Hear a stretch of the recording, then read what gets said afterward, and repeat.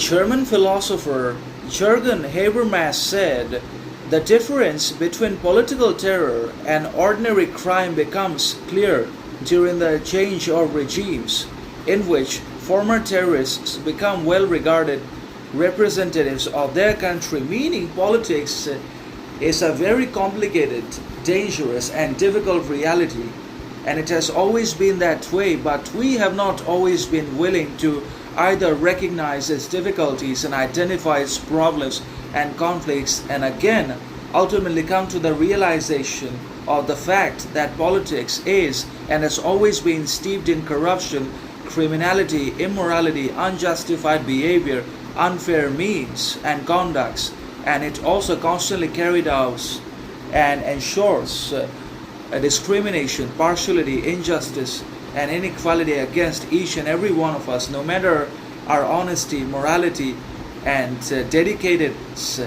and honesty towards the whole system and towards the state itself, and no matter who we are and what we are capable of thinking, doing, becoming, we are still going to be discriminated, and we still will have to continue to deal with and struggle with unnecessary condemnation and undesirable partiality and injustice by the very political system and by the very politicians and statesmen that we trust and that we vote into power in the first place. Political terror and ordinary crimes are two fundamentally different realities and conditions from one another. They have fundamental, necessary, and imperative differences between themselves. Political terror basically refers to the inherent corruption, immorality, and malice that's about politics itself, and that has always been there about the politicians also. But political terror is also that believes in the creation of deliberate violence and intentional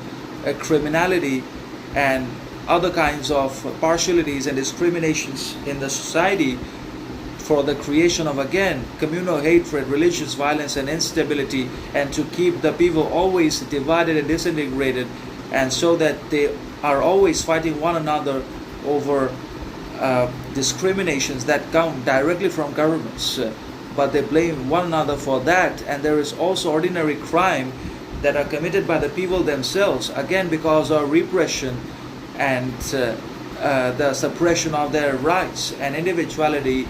and authenticity and sovereignty, and also because of unfair distribution of resources, wealth, income, a lack of opportunity, etc. So all these things boils down to